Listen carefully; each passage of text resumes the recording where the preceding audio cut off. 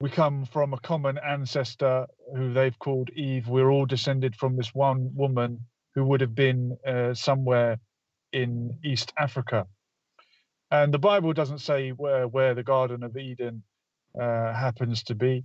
And that Adam and Eve story is retold in the Quran as well. And I used to teach religious education in secondary school, so I'm supposed to be well versed in all the different creation myths, but probably I'm strongest on the Bible and the Quran. And in the Quran, Adam and Hawa is the Arabic equivalent of Eve. But even Eve is an anglicized version of the Hebrew, and we tend to think of the Bible as being in the Queen's English. And recently, on my trip to Syria, in the church in Malula that was taken by ISIS and then freed, the lady that was showing me around the church asked if she could pray, and she prayed in the language of Jesus, in Aramaic, and it was the Lord's Prayer. And I sort of joked and said, "Oh, it's nice to hear what the Lord's Prayer sounds like translated into English." So all these books have been translated hundreds of times. To its credit, the Quran is at least in its original language, but it came thousands of years after the Bible.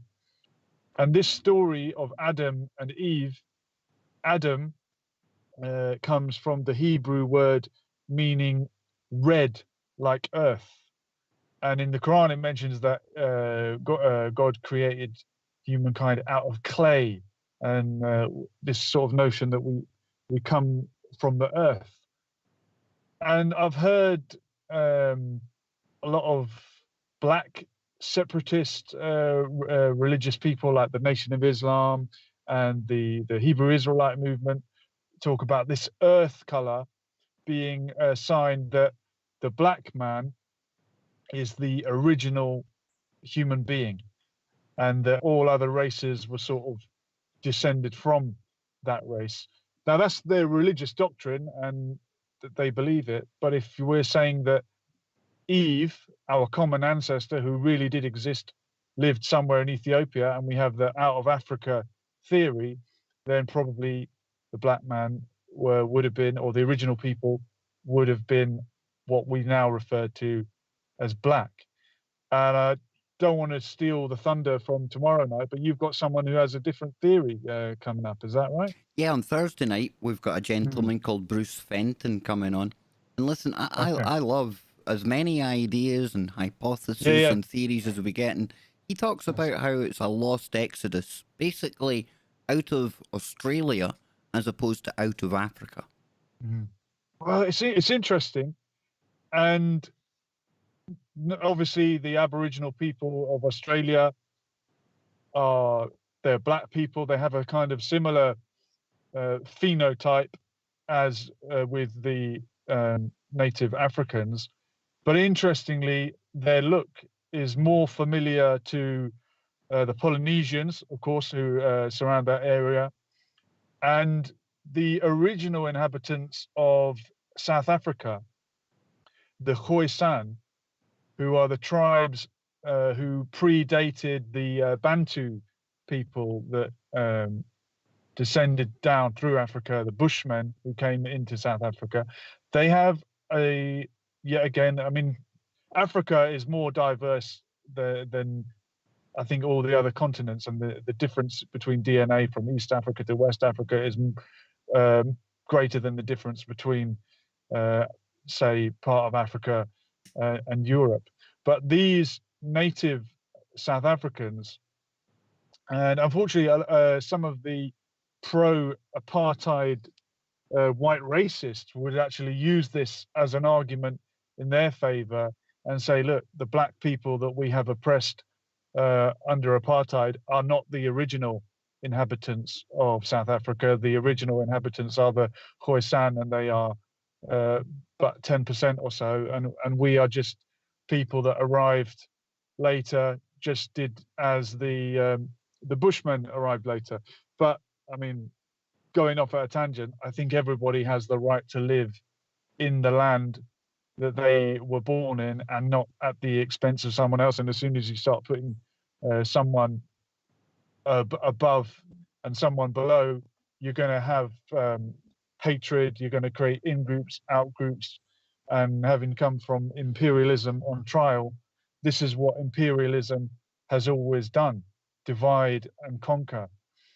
And in fact, part of the problem in Rwanda, the enmity between the Hutus and the Tutsis, was from what they called Hamitic theory. And the Belgians who ruled that part of the world, they through the Catholic Church preached this Hamitic theory, and they divided people up into Tutsis and Hutus. I think most of the people didn't even know what they might have been, but the Belgians made it a principle to divide them. And the Catholic Church's theory on this was that the Tutsis, now this is a 50-50 chance here, I think it was that the Tutsis were descended from Ham, one of the sons of Noah, and the Hutus were not. Now, in the Mormon Church, the curse of Ham, there's a verse in the Bible which people interpret as meaning Ham was made black because Noah was angry because he saw his son Ham saw Noah naked. One of the crazy stories from the Bible. People have twisted it in different ways, and the Mormons used that to mean that for a long time a black person could not be a man of the cloth in the Mormon Church. But in Rwanda, the Belgian Catholic Church taught that this tribe were descended from Ham. This tribe were not.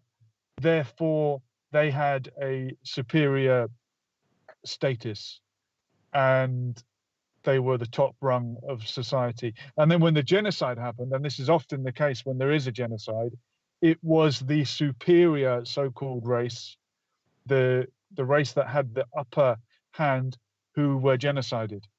It was the Tutsis who were in the privileged position, and that made the Hutus rile up against them. And we know what happened, one of the worst genocides of the latter part of the 20th century. So religion can always turn one person against each other. You'll know as well as I, in Ireland and Scotland, the sectarianism, again, are people that are actually the same people, just practicing a different religion. Scotland was named so because the Scots came from Ireland and went to Scotland. So the Protestants that returned during the plantation were returning to the land of their ancestors. So to me, they're all Irish. They're all Celtic DNA, and going back to our origins of humanity, that Celtic connection. I've just come back from Madeira, an island out in the middle of the Atlantic. Brittany, Galicia, Portugal, all of these Gaelic places along the Atlantic west coast would all have been interlinked.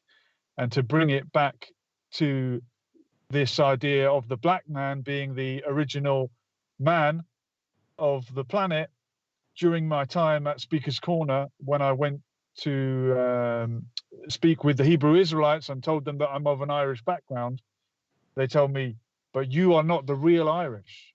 The real Irish were black people, and you are some kind of imposter. They think that the white race is some kind of invasive species that came later. Now, I don't believe that, but are you familiar with the term Black Irish? I have heard the term, yes. There's a typical look in Ireland. I used to have it before I started going grey, of the dark hair, and some people have very dark eyes, and almost like a Mediterranean look, like a Spanish look, and that look is present in Wales as well. So it could well be that there were a darker race of people that inhabited Ireland a long time ago? Did they emerge again out of Africa in a different direction? Possibly. I've even heard stories of, and this is going back hundreds of years, or maybe a couple of 100 years, of Irish speakers, sailors, landing in Morocco, somewhere near the Atlas Mountains, and discovering a community of people whose language they could understand, as it was very close to Gaelic. Whether this is being grossly exaggerated or embellished, I don't know. But I bought a set of bagpipes for my mum in Tunisia, and they looked very much like the bagpipes you would find in Ireland, the Uilleann pipes, which are played with the elbow, Uilleann meaning elbow, and it was the Irish that brought the bagpipes to Scotland, their national instrument. But as I say, the Scottish are a tribe of Irish people. I hope you don't find that offensive for me to absolutely not, brother. Absolutely not. In fact, you know, if anything, I find that thoroughly interesting. Nothing to be offended about there. And I need to ask you then. Yeah. Where did I find it really interesting that the people you were speaking to at one point almost see white people as almost an invasionary force? Because I've had it suggested to me that it was via some kind of genetic manipulation or something weird happened where we came into being. What's your take on that? Well, I read a lot about the Nation of Islam in my teens because I was really into Muhammad Ali, and I was reading this Muhammad Ali biography, and I was getting into boxing around the same age that he would have been boxing, and I really sort of identified with him, and he was a very strong Christian in his youth as well, and read the Bible, brought the Bible with him when he would go to tournaments, traveling, and of course he then turned his back on that. Well, he was always a man of faith, but he turned it in a different direction, and the version of Islam that he believed in, they have this concept of an evil doctor called Yaqub, who lived on one of the Mediterranean islands, possibly Patmos. I mean, they go into detail describing where these events happened. And over thousands of years, he bred this evil, and it described as sickly white race by breeding the lighter skin with the lighter skin. It's another myth. Maybe does it have any element of truth? The other more scientific explanation that I've stumbled across, and it's been in the news recently, in fact, is that Europeans interbred with Neanderthals. And that's not even disputed, I don't think, that Europeans and Neanderthals coexisted, and there would have been some kind of intermixing. And apparently the Neanderthals died out because their brains were too big and they could not consume enough calories to feed this huge brain that they had. They were apparently very intelligent, but they weren't efficient. And survival of the fittest is just that. It is not the strongest, not the tallest necessarily, but whatever is best suited to the environment that you're in. And a big brain might not be conducive to living in that environment. Of course, melanin would be the genetic factor that dictates what color of skin you have, and the people that moved into colder climates needed less melanin so that they could absorb vitamin D from the sun. And this makes sense to me. It would suggest an out of Africa hypothesis, but the out of Australia and into Africa hypothesis is not any worse. As you say, it's just a different idea. Now, Julian, hold that thought, because we're Yeah. already on the break, brother. It goes at Okay. breakneck Well, we're speed flying. here. Breakneck We're speed. flying. We will be right back, ladies and gentlemen. Don't go anywhere. Please check out Julian's channel, Lessons for Life on YouTube. We will be right back. Now then, Julian, we're still on YouTube. Okay, we're hanging in there. Yeah, well, we're still on YouTube, so I want to urge everyone out there to head on over, check out Julian's channel. You'll find a whole host of stuff on there. I've been over there, I check Julian's channel out all the time. I think one of his latest videos before today was the MMA training and stuff like that. Yeah. I'll try and get that in on a Monday. Yeah, and you were sharing with me just before the show, dude, that you just got married recently, man. Congratulations. Yes, I'm now a married man. She's made you an honest man, right? Yeah. But listen, you seem to be very knowledgeable on Islam, and this is something I really like, because in alternative media and my show personally, it tends to be more Christian-style guests that are available to bring onto the show. And I don't like putting anyone in pigeonholes, but I suppose if people were putting a label on me, it would be Christian. However, and I'm going to be perfectly honest here, and I don't care what the audience think, but before I did turn to God, I very seriously considered Islam as an option for me. Now, people might actually kind of react to that. I find the Islam, the mosque, all that kind of stuff, I really looked into it. I found that really, really interesting. It resonated with me. And hopefully, in the future, down the line, you'll be able to introduce me to people that may be able to come on and talk about the Islamic faith. Because I think it's important that people hear points of view from all belief systems. I think it's important that we understand the people, as opposed to the propaganda that most people are fed about, be it Islam, Judaism, whatever the religion is. I want to get the real people on to speak about their actual faith, their beliefs. So I hope we can maybe line something up in the future along that lines.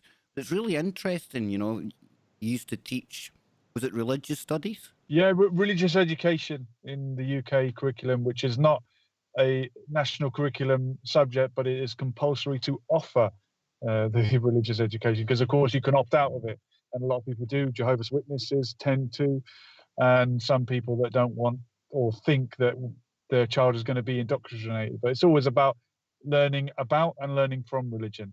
I've never told anyone what to believe in the classroom. I tend not to tell the kids what I believe.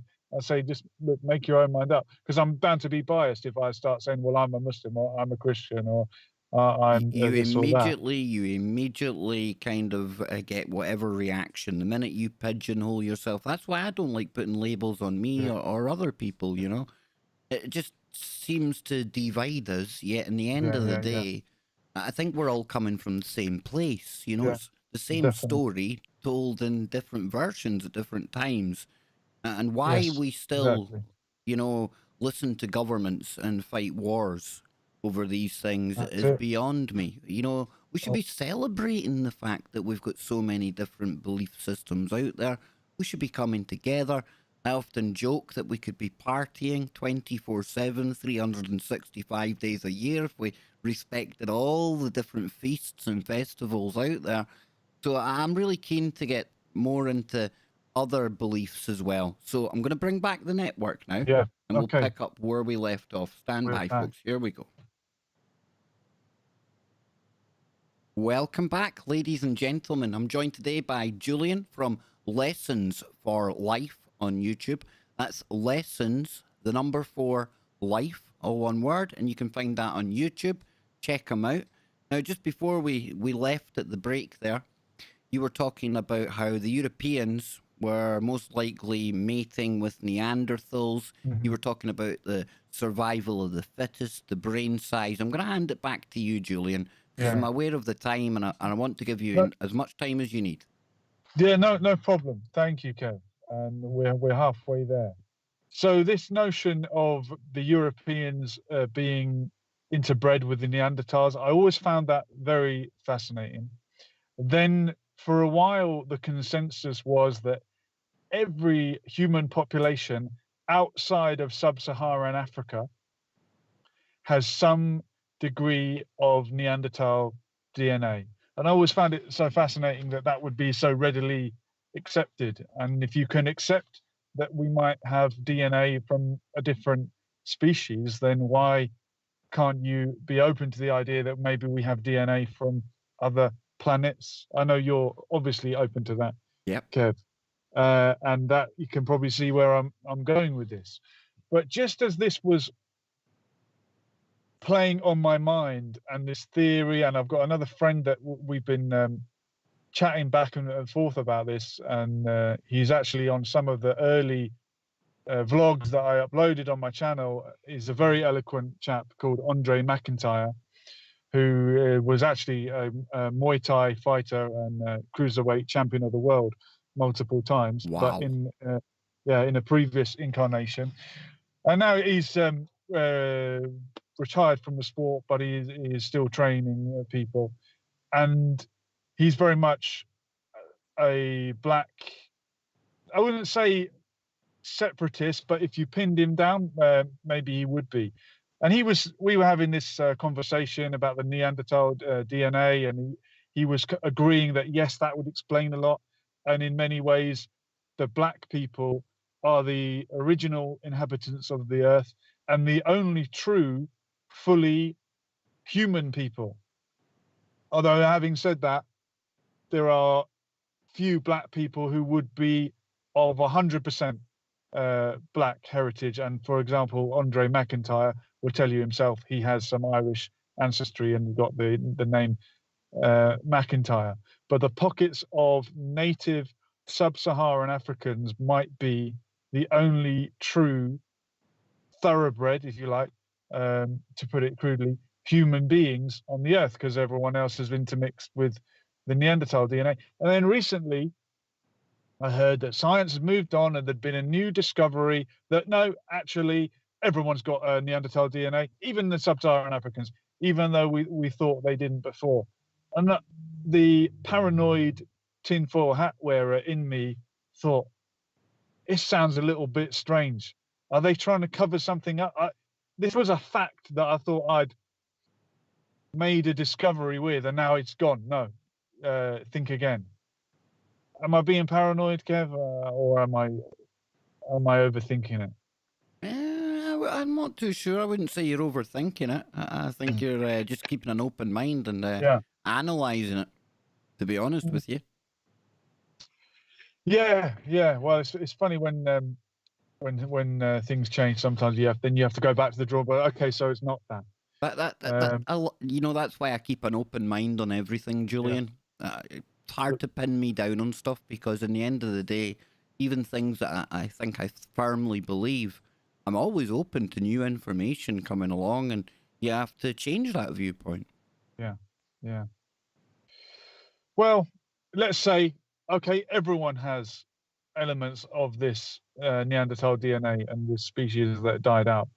Well, then that opens up the possibility of intermixing with other species, and people like David Icke and many others talk about this intermixing with, and you can call them what you want, whether they're the people that came down from the sky, the Nephilim, there's other names for them, the Anunnaki. Is there a slight strand of alien DNA in our species? I think there certainly could be. And to tie it into spirituality, for example, the black stone in Mecca, where the Muslims will go around, they call it tawaf, when they circulate the Kaaba. This may have been a meteor.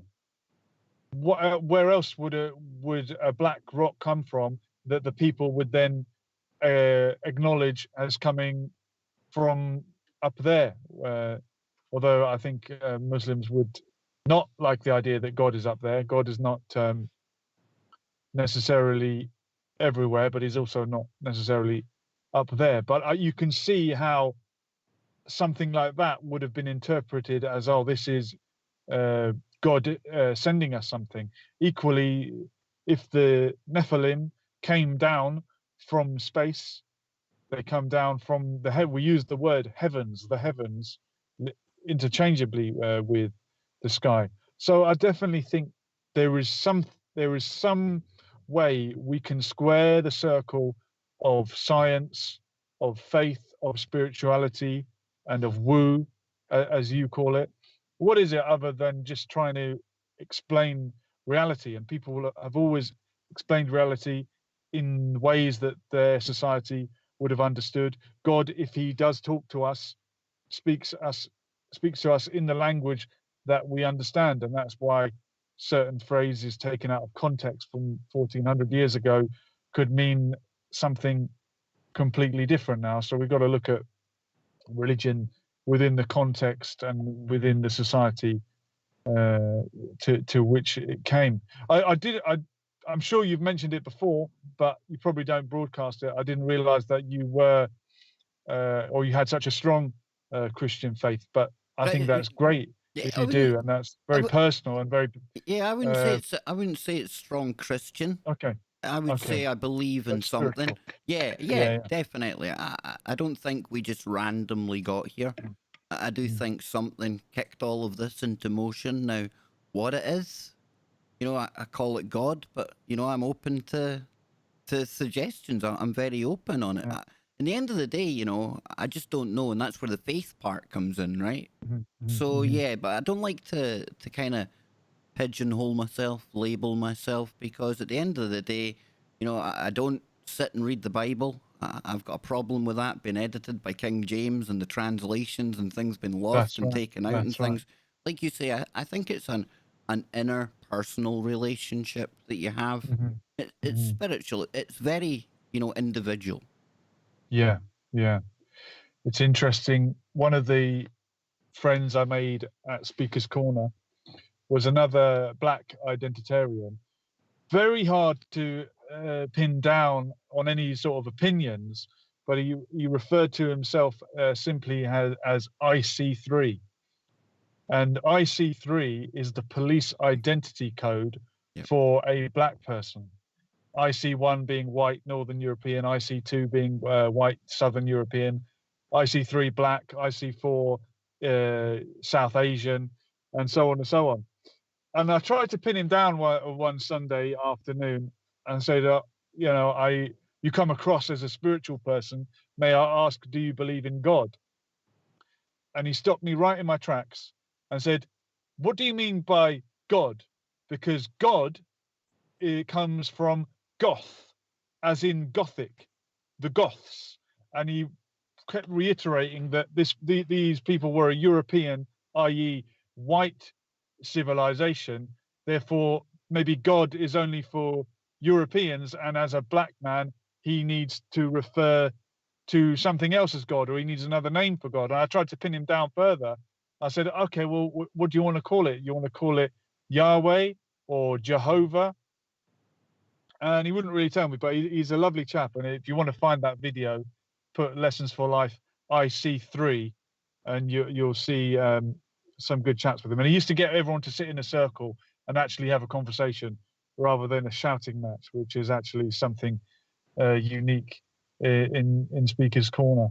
And you go there sometimes with this preconceived idea, and I've been talking a lot about black separatism and black identitarianism. I mean, it's what was on my mind. We'll talk about something else another night. But you go there with these preconceived ideas of someone's going to hate me because I'm white, and how does that make me feel about them? And when I saw Leo Mohammed, one of the leaders of the Nation of Islam in this country, very well dressed as they are, very eloquent man, and he saw me and I saw him, and we made eye contact, and he gave me the warmest smile that I ever had from anyone in Speaker's Corner. And it was just a sort of knowing look. Maybe it was both of us trying to compensate for the idea that we hate each other.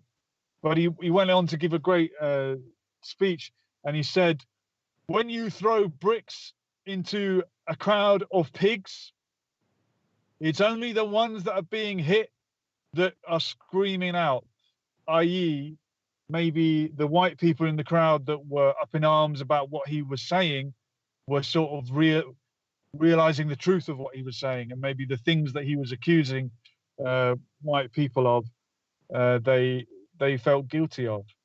But it was an interesting little interaction I had with him. And the black Muslims down there, or the Nation of Islam, as they call themselves, they of course get a very hard time from mainstream Islam, who see them some kind of traitors. They are, you can even say they're non-Muslim.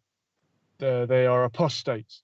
But as you say, they've got so much more in common and if we all just saw what we all had in common as human beings, it would be a lot better. And I saw that from Leo Mohammed, despite him being a black man, black separatist, and me being perceived certainly as a white man. But I'm not too into labels and identities, etc. And who is white and who is not white has changed over the years.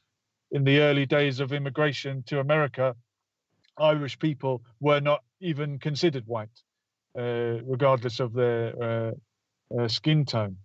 So maybe this, and it refers back to the theory we had about the Black Irish. But I just want to add a few more points on these ancient origins. Did we come from here? Did we come from there? And the invasive species term that we used earlier. And I spoke to you before, Kev, if you remember, about the Aryans. Yes. And who you remember that? Yep. Yeah. So it's synonymous now with Hitler and Nazism and all of that caper. But really, the Aryans were an ancient, we call it Indo-European civilization, and it's more accurate to refer to languages rather than races. So, for example, in Iran, they speak an Indo-European language, and the Iranians regard themselves as Aryans. And the Aryans invaded northern India and pushed the native Dravidian population further down into southern India and out into Sri Lanka. And you can see the difference in the local population from northern India to southern India. And if we did drift off from Africa, you can recognize that when apparently India drifted off from Africa and collided into Asia, and this created the Himalayas. And you can see it in the southern Indian people, in the Dravidian people, and particularly the Sinhalese in Sri Lanka. I worked with a lot of Sri Lankans when I was doing hotel work, and that's an island that's divided between Tamils and Sinhalese. And if after a while you get to know the people, you might hazard a guess. Oh, is he Sinhalese? Is he Tamil? Obviously, you're going to be wrong at times, and this is all based on stereotypes. But as you know yourself, people in Belfast and Glasgow probably think they can tell a Catholic from a Protestant just from looking from the back of their head. Usually, it's the football strip that does it. Well, that's that's right.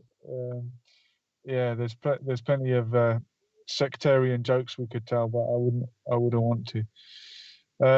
But yeah, I've always, and maybe that's the Irish background, and people say that the Irish are very friendly.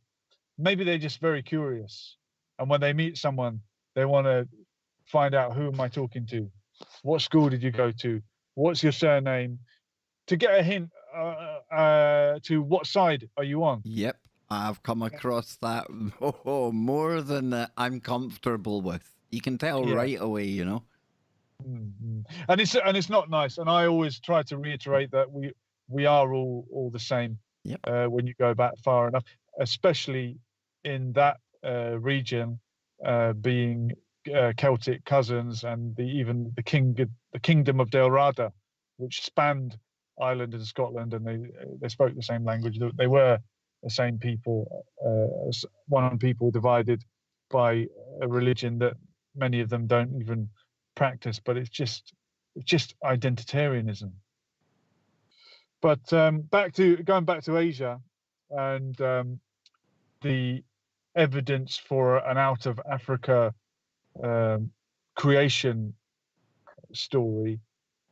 Sentinel Island, the remote island off the coast of India, where the natives there are totally untouched. Anyone that touches down there tries to annihilate the idiot that's gone there to try and spread his religion. These people, from the long distance footage that I've seen, look very much African, and many corners of the world have pockets of native black people. Even in the Philippines, there's a tiny population, and they're known as negritos, meaning small black people, something akin to like what we call pygmies in Central Africa.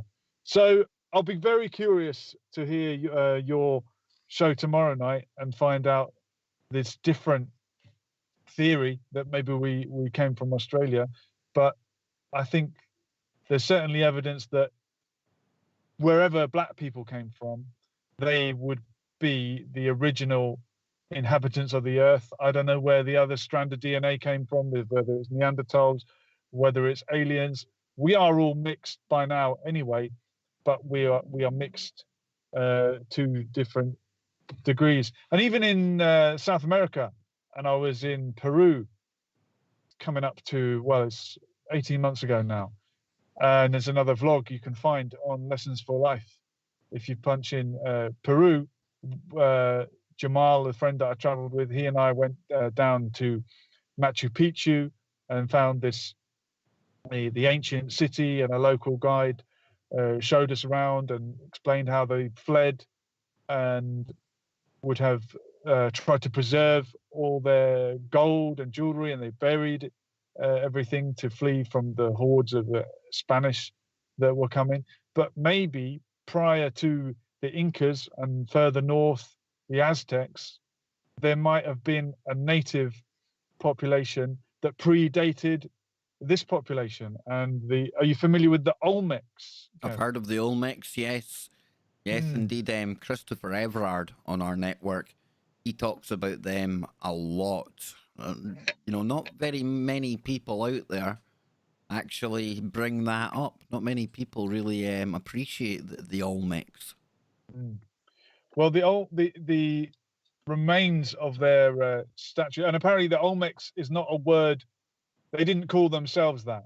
This was a name applied to them by the civilizations that came later, and it means the people that made rubber. I think they were farmers of the rubber plant, and their statues have very African or Polynesian features, suggesting that maybe the people that arrived before it would have been people from Asia that came across the what do they call the straits between Alaska and Russia? There's the land bridge anyway. Is it the Bering Strait? That might be the one. Yeah, I think you're right. And would have made their way down. Prior to that, maybe an African population, or maybe, according to your friend, an Australoid population. See, this is what we've got to appreciate across as well, Julian. We're used to seeing the globe in its current form today. But when we go far enough back, I think the world was a very different looking place, There would have been sea rising over the ages, sea levels may have been lower. You may have had more land locked together. Absolutely, you know. So I can't be Kev. There was no pollution back then. The temperature never changed.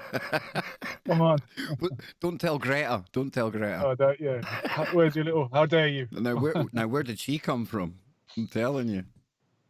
Yeah, that's a whole other show. I do chat to Piers Corbyn now and then. Well, I did when I used to see him at Speaker's Corner. He's good on all of that stuff. Jeremy Corbyn's brother. But yeah, just to I mean, I know we're into the last 5 minutes or so. The idea, and I don't want to run away with it, or you can always exaggerate the truth, and there may be an element of truth in this. And I saw a video of someone trying to make the case that the black peoples of the Caribbean in Jamaica and Cuba and Bahamas, etc., were there already, and that they were not descendants of slaves, and they were the real native inhabitants. And they were making quite a strong case, actually. And as you say, keep your mind open, look for the woo. And the people in those areas do have a look more akin to some of the Polynesians. They don't look like pure Africans, but I think that's more because they are a mixture of many different African populations, and they have much white DNA also, much like my friend Andre McIntyre, who is obviously 1/8 or so Irish. And so was Muhammad Ali, by the way. He had Irish ancestry. So these populations have often mixed in with each other. In Barbados, there is a region where the accent sounds very Irish, and the people there have heritage that is Irish as well as African, and even words like Egypt, which have made their way into Caribbean patois, would be from the Irish accent. So there's definitely been intermixing, and I think populations that were oppressed would have naturally had an affinity with each other. And I think, sadly, the Irish who became white, some of them may have forgotten that, and you've even got sort of the new right emerging in Ireland, and right-wing populists that forget that the majority of Irish people have always been immigrants. There's more people of Irish heritage outside of Ireland than there ever could be in Ireland, because Ireland was kept poor and was starved by the imperialists, and Scotland suffered a similar fate with Highland clearances. And we must remember that and not become the oppressor. Couldn't agree with you more, brother. Now, we've only got 3 minutes left. Quick hour, Julian? Very quick? Wouldn't you agree? Oh, it flew by, Kev. It flew by. Absolutely flowing by, man. Now, I must admit, when it comes to the out of Africa, the black man being native to the planet, the original, I absolutely. Now, where did we come from? I still don't know. I'm very open to the old genetic manipulation. I like this idea, though, that there was mating with the Neanderthals as well. I mean, I don't want to use the term we and them and us too much, because don't forget, we are descended from the same black people. We've just gone in a different direction. We all bleed red, brother. I think that in the end of the day, you know, so much is made over skin color.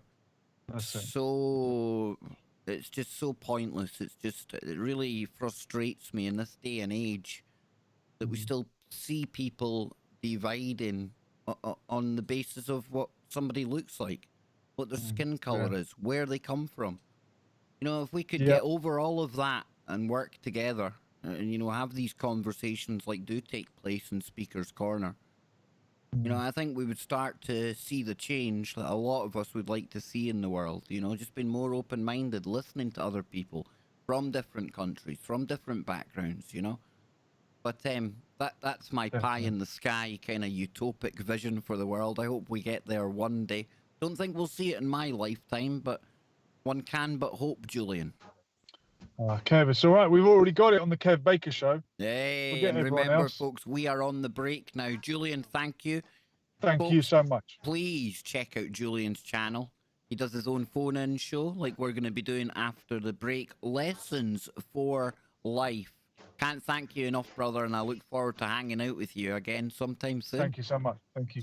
Kev, I'll be listening to you as I drive home. No Thank you very problem, much. brother. No problem. I will catch you later, Julian. Bye.